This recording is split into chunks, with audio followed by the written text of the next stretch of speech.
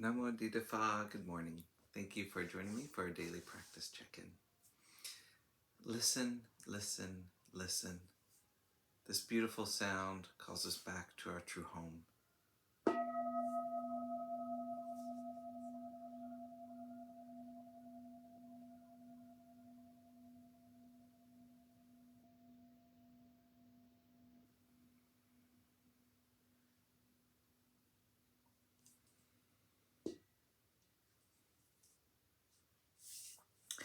The fourth mindfulness training. Aware of the suffering caused by unmindful speech and the inability to listen to others, of how to cultivate loving speech and deep listening in order to bring joy and happiness to others and to relieve others of their suffering. Knowing that words can create happiness or suffering, I'm determined to speak truthfully with words that inspire self-confidence, joy, and hope. I will not spread news I do not know to be certain, and will not criticize or condemn things of which I am not sure. I will refrain from uttering words that can cause division or discord, or that can cause the family or the community to break. I'm determined to make all efforts to reconcile and resolve all conflicts, however small.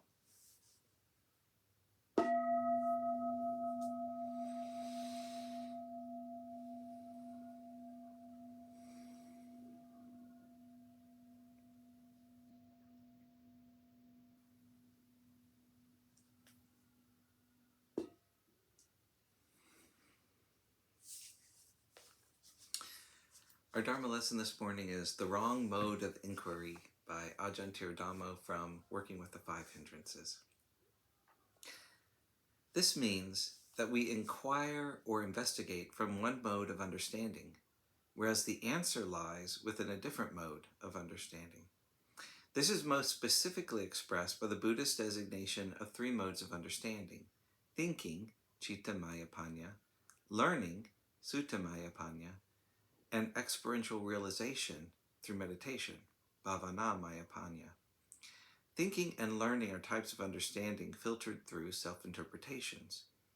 Only through the process of quieting self-interpretations through meditation are we able to see beyond the limitations imposed by self-interpretation.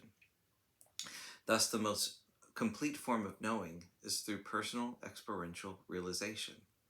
Some people are very gifted thinkers and are able to articulate their thoughts in such a way as to appear very convincing to themselves and others. However, if these views are too satisfyingly convincing or do not include the unconditioned, if they encourage acceptance rather than pointing to direct realization for oneself, chances are that they are only an intellectually well-polished belief system rather than coming from direct realization. Over-reliance upon thinking inevitably results in doubt, since one never knows completely, although some people think they know, rather than knowing that they think. A practical example is trying to understand bodily sensations or emotions through conceptual thought. A sensation or emotion is not a thought, and thus can only be truly understood through direct awareness of it in its own mode of experience. If you want to know, how is my body doing, and you use thought, you only get, what do I think my body is doing? You have to go to the physical level, directly to the body, to get the real answer. The extreme case is mixing up the two levels of truth, conventional and ultimate. Thus someone asks, if everything is not self, ultimate truth, who, conventional truth, gets enlightened? Knowing the conventional meaning of the word enlightened is not the same as having an ultimate direct experience of it.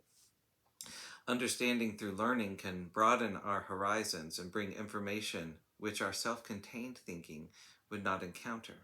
However, this is still a limited form of understanding, as it remains self-interpreted and concept-based, even though it may include other people's interpretations and concepts as well. An over-reliance upon learning can result in intellectual conceit, to the degree that we believe and convince others that we really know all the answers, rather than humbly acknowledging that we only have answers we have learned. By trying to establish a definitive answer through concepts, we often end up having to hold on to fixed views and then try to defend them. this is right and all else is wrong. After I'd spent several years at Wat Pa Nanachat, I was determined to find out who the real Ajahn Chah was. What was his core teaching? What was his profound insight into Dhamma? I made a serious effort to learn the Thai language so that I could speak with him directly and learn his secrets, and especially to understand his jokes. However, I was confused sometimes because he was quite inconsistent in how he answered people's questions. I assumed that since he was a great Buddhist teacher, there would be some kind of enlightened or wise coherence to his teaching. But when I was listening to him, he would answer the same question differently each time. There was no pattern to it, no consistency. I began to have my doubts about him. And then one day I listened to him, and I suddenly realized there was no fixed entity who was Ajahn Chah.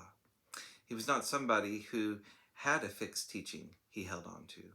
There was just a totally present being, responding mindfully and wisely to the situations that arose.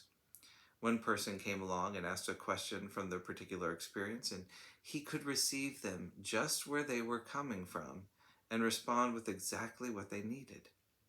Somebody else came along and asked a similar question from their own experience, and he could respond intimately to them too.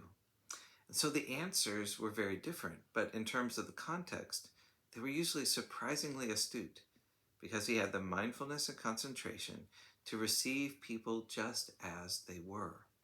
He also knew people very deeply. Sometimes it was so amazing that people thought he could read their minds. However, I think it was more due to the fact that he thoroughly knew his own mind, understanding our own greed, aversion, delusion. We can understand the greed, aversion, delusion of everyone else too.